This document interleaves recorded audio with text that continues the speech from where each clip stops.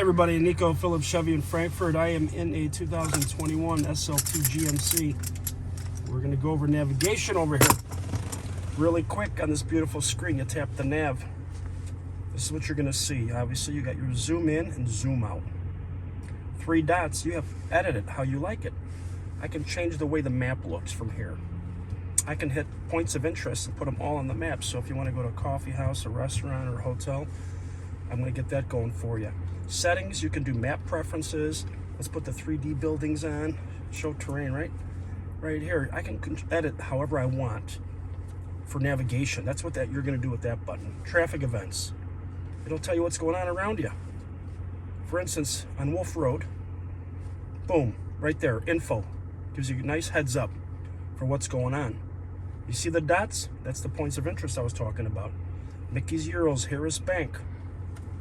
Back it up right there. Now here's a search button. You can type in an address. You can do it from the Bluetooth there.